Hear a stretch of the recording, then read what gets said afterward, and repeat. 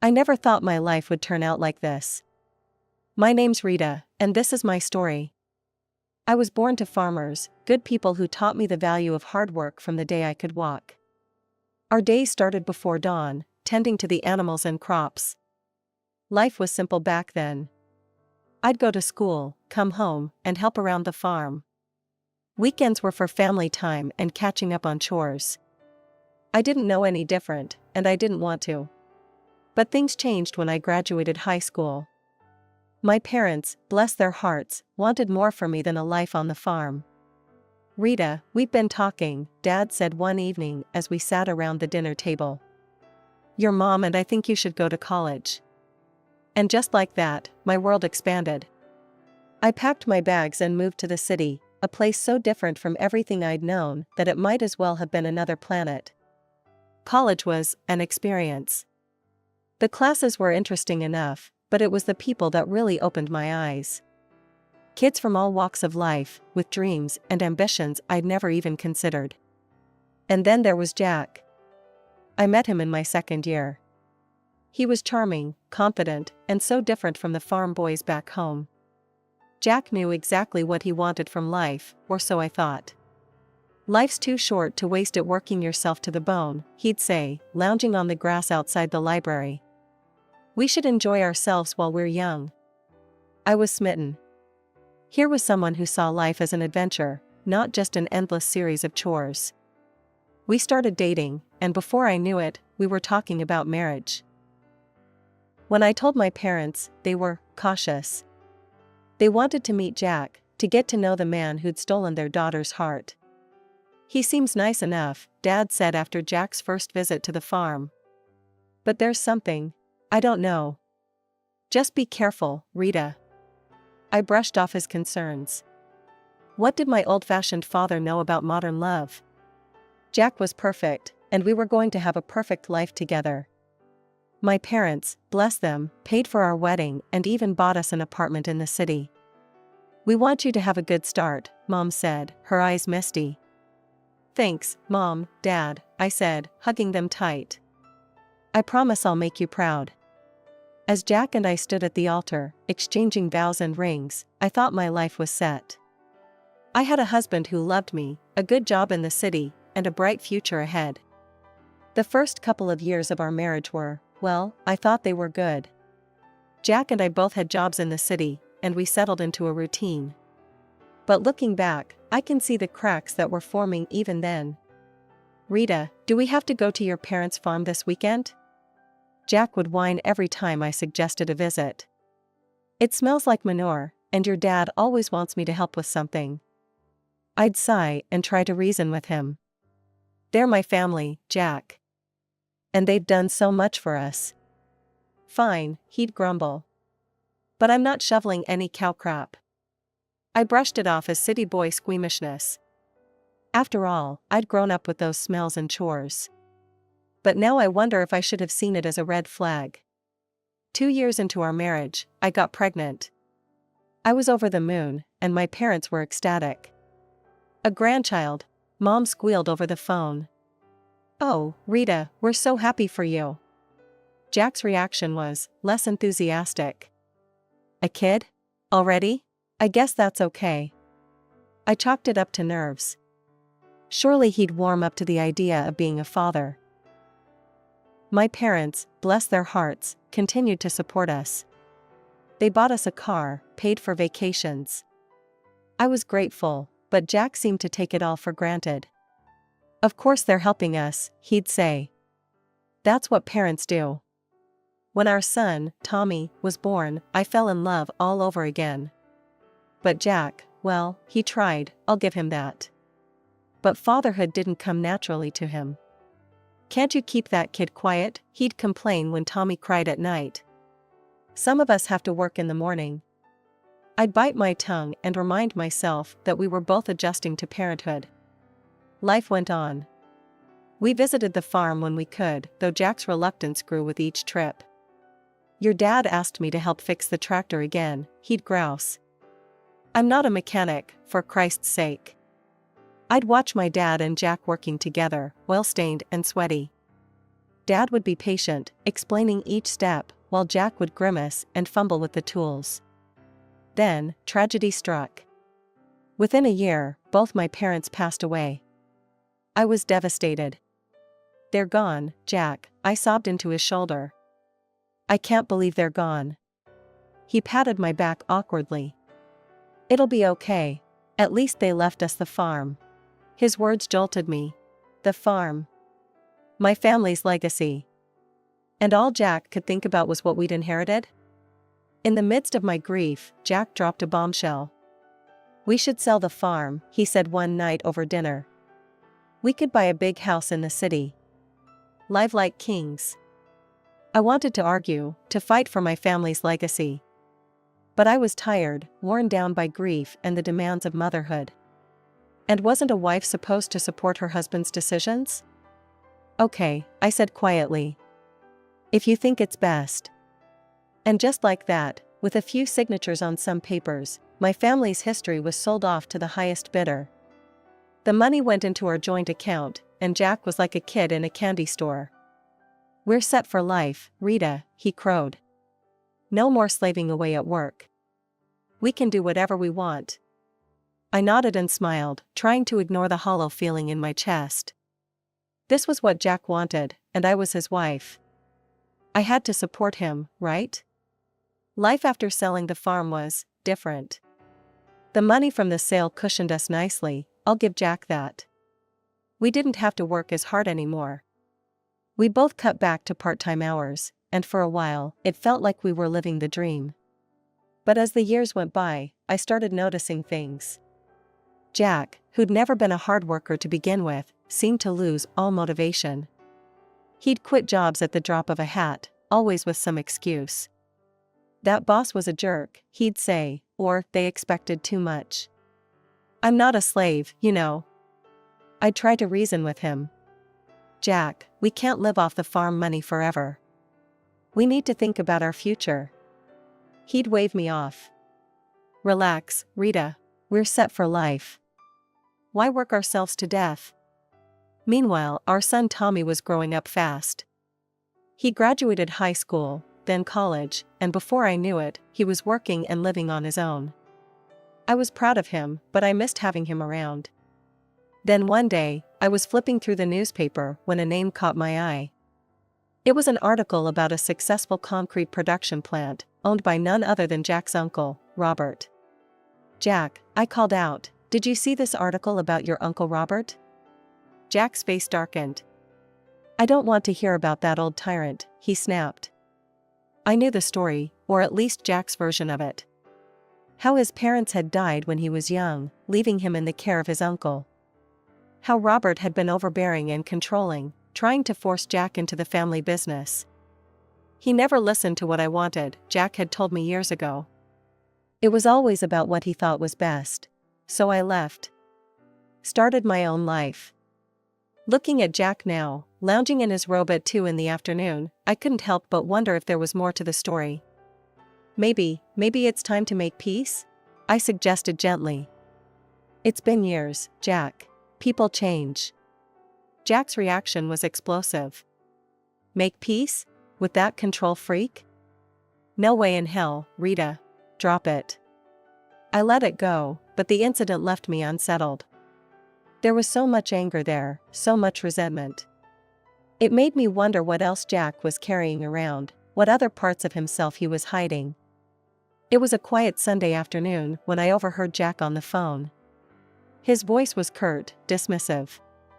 "I am not interested in his life and it does not concern me," he said sharply before hanging up. My curiosity got the better of me. "Who was that, honey?" Jack's face was a mask of indifference. "Hospital. My uncle's sick. If he kicks the bucket, at least I'll finally get something out of him." I stared at him, shocked. "Jack, that's a terrible thing to say." "He raised you." "Yeah, and made my life hell," he snapped. "I'm not going to see him." End of story. As I watched Jack settle back into his armchair, remote in hand, something inside me snapped. This wasn't the man I married. This wasn't the person I thought I knew. Without a word to Jack, I went to our bedroom and called Tommy. "Hey, sweetie," I said when he picked up. "How would you feel about meeting your great uncle?" Tommy was surprised, but agreed readily. An hour later, we were walking into the hospital, my heart pounding. The ICU was a maze of beeping machines and hushed voices. And there, in a bed surrounded by monitors, lay Jack's uncle Robert. He looked small and frail, nothing like the tyrannical figure Jack had described. When we introduced ourselves, his eyes filled with tears. "Rita, Tommy," he said, his voice weak but warm. "Oh, I've wanted to meet you for so long." Over the next hour, Robert told us his side of the story.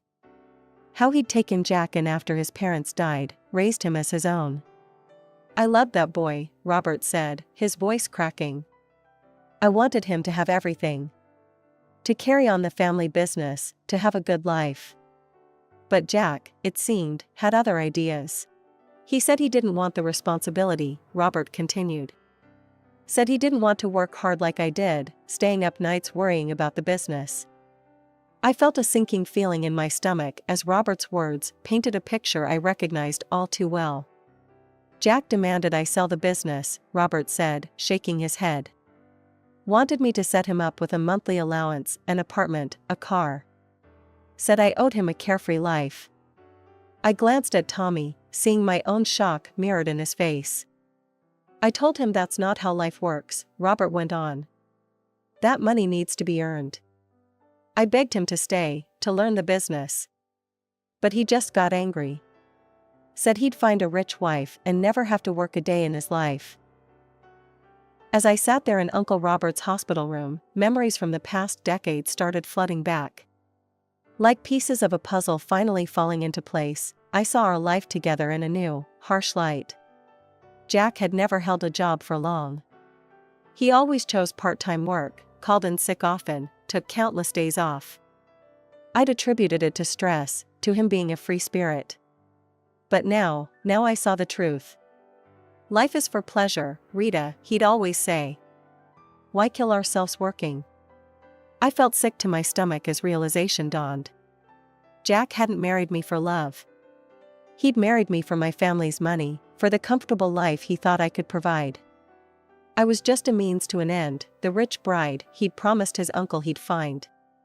Tears welled up in my eyes as the weight of this truth settled on me. Our whole life together, our marriage, our family, it was all built on a lie.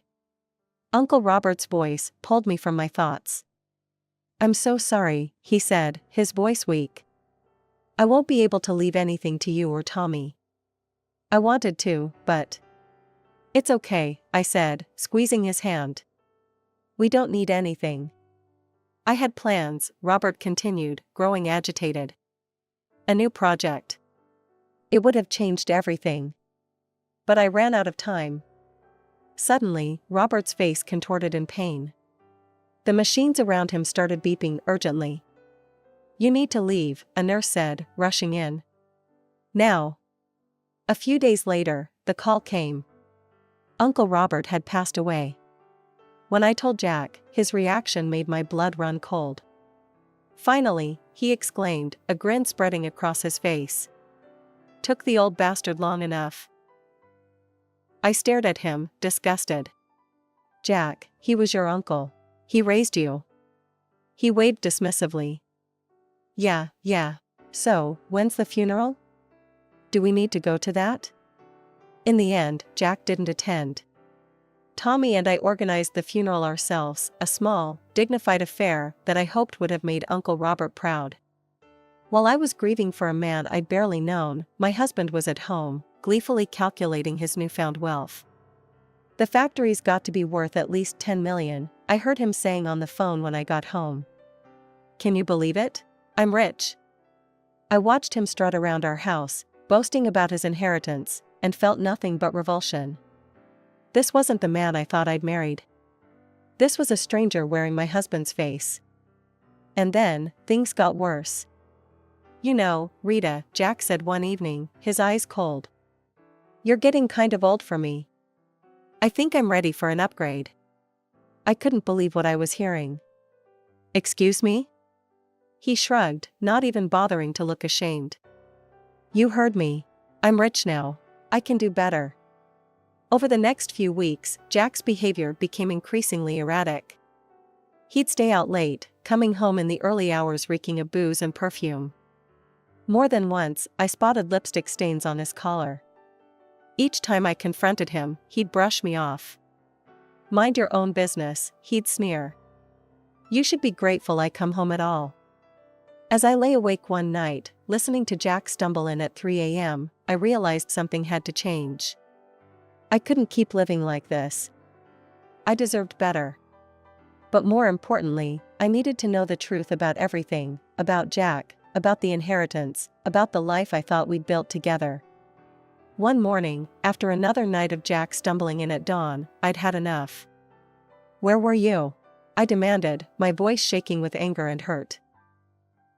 Jack sneered, his bloodshot eyes narrowing. None of your damn business, Rita. You should be grateful I come back at all.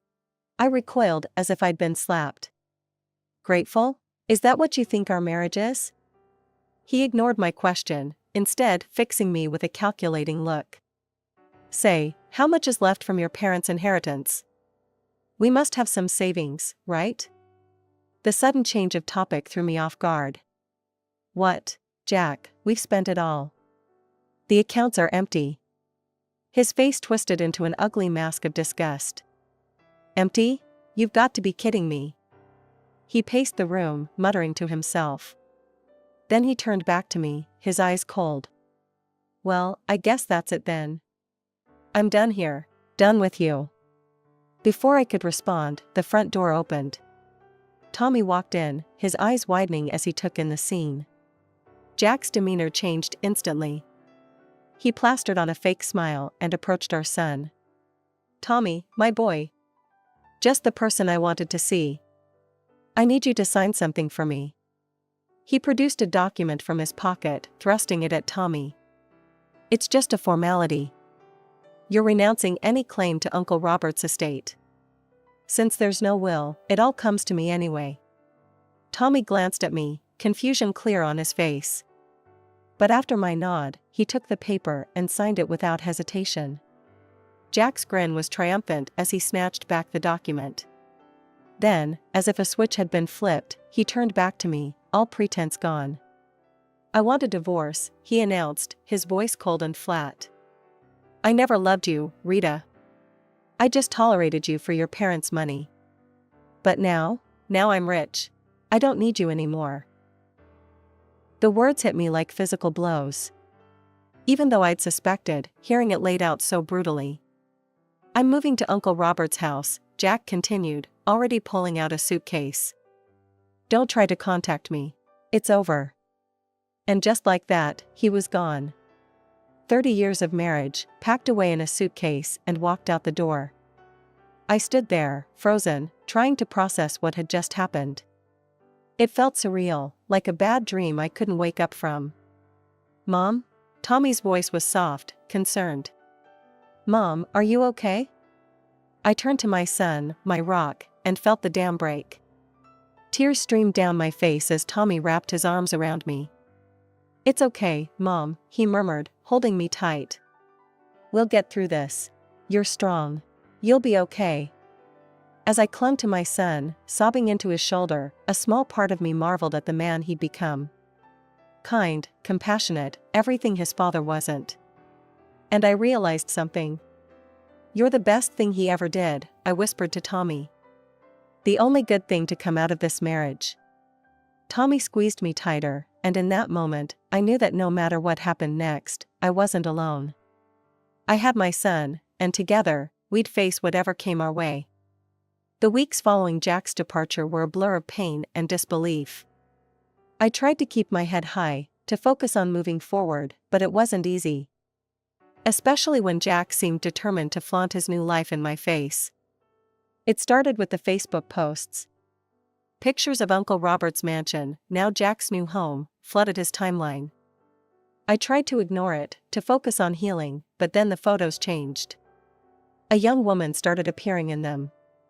Blonde, beautiful, barely older than our son. In one photo, Jack had his arm around her, both of them grinning at the camera. The caption made my stomach churn. Meet my fiancé, Candy. Upgrade complete. The call started almost immediately. Friends, acquaintances, even Tommy's old school teachers. All of them asking questions I didn't want to, answer. Rita, dear, is everything okay? We saw Jack's posts, what's going on? Are you and Jack really? I couldn't take it anymore. The humiliation, the constant reminders of Jack's betrayal, it was too much. So I did something I never thought I'd do. I called Jack and asked to meet, after consulting with a lawyer.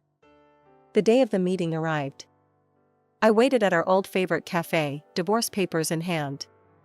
Jack swaggered in, Candy on his arm.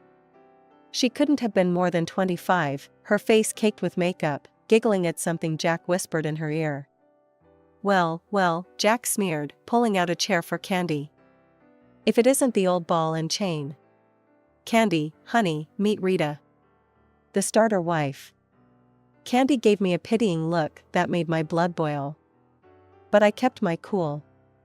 I have the divorce papers here, I said, sliding them across the table. I'm not asking for much. Just the house. You can keep everything else. To my surprise, he picked up the pen without argument. Fine. Have your little house.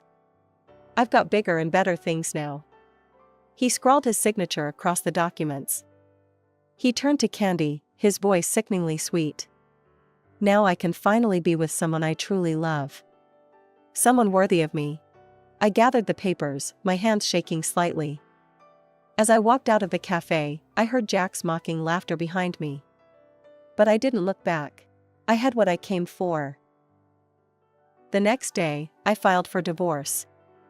As I handed over the papers to the court clerk, I felt a weight lift off my shoulders. For the first time in months, I felt like I could breathe again. Life has a funny way of serving up justice when you least expect it. For me, it came in the form of a headline splashed across the local newspaper. Local business tycoon's empire crumbles, nephew left with massive debt. It turned out that Uncle Robert had taken out an enormous loan just before his death, hoping to expand the business. He'd mentioned something about a new project during our hospital visit, but Tommy and I hadn't understood the implications at the time. Now it all made sense. I watched from afar as Jack's new life crumbled around him. He sold the factory, the mansion, the cars, everything. And still, he was left owing nearly $1 million. The cherry on top? His young bride, Candy, packed her bags and left the moment she realized Jack wasn't the wealthy catch she'd thought he was. I'd be lying if I said I didn't feel a twinge of satisfaction. Karma, it seemed, had finally caught up with Jack. Then, one rainy evening, there was a knock at my door. I opened it to find Jack standing there, looking nothing like the smug, wealthy man who'd walked out on me months ago. He was disheveled, his eyes red-rimmed and desperate. Rita, he said, his voice cracking. I've been such a fool. I see that now. Please, can we talk? Against my better judgment, I let him in. For the next hour, I listened as Jack poured out his heart. He told me how he'd lost everything, how he'd realized what truly mattered in life. I was wrong, Rita, he said, his eyes pleading. So wrong. But I see now that you were the only one who ever truly cared for me. The only one I've ever really loved. Then, to my utter disbelief, Jack got down on one knee, producing a small velvet box. Rita, please. Give me another chance. Marry me again. Together, we can overcome anything. For a moment, I was speechless. Then, I did something that surprised even me. I laughed. It started as a small chuckle and grew into full-blown, tears streaming down my face laughter. Jack's face fell. What's so funny? When I finally caught my breath, I looked him straight in the eye. Oh, Jack. Did you really think it would be that easy? That you could treat me like garbage, throw me away, and then come crawling back when things got tough? His expression darkened. Now listen here, he snarled, jumping to his feet. This is my house too. I have rights. I calmly walked to the drawer where I kept our divorce papers, pulling them out and showing him his own signature. No, Jack. You don't. You signed away any claim to this house. It's mine. Now get out, or I'll call the cops. For a moment, I thought he might try to argue further. But something in my expression must have told him I meant business. Without another word, he turned and stormed out, slamming the door behind him. As soon as he was gone, I called Tommy and told him everything. My wonderful son was supportive as always. You did the right thing, Mom, he said. I'm proud of you. Those words meant more to me than he could ever know. In the weeks that followed, I made some big decisions. The house, with all its memories both good and bad, felt too big for just me. So I sold it, using the money to buy a cozy apartment in a vibrant neighborhood I'd always loved. At 60, I'm finding that life is just beginning. I've started traveling, seeing all the places Jack always promised we'd visit but never did. I've taken up painting, joined a book club, even tried my hand at salsa dancing. Every now and then, I catch a glimpse of Jack around town. He looks older now, worn down by his mistakes and misfortunes. Life didn't turn out the way I expected. But you know what? I wouldn't have it any other way. Because now, for the first time in a long time, I'm truly, completely, happily me.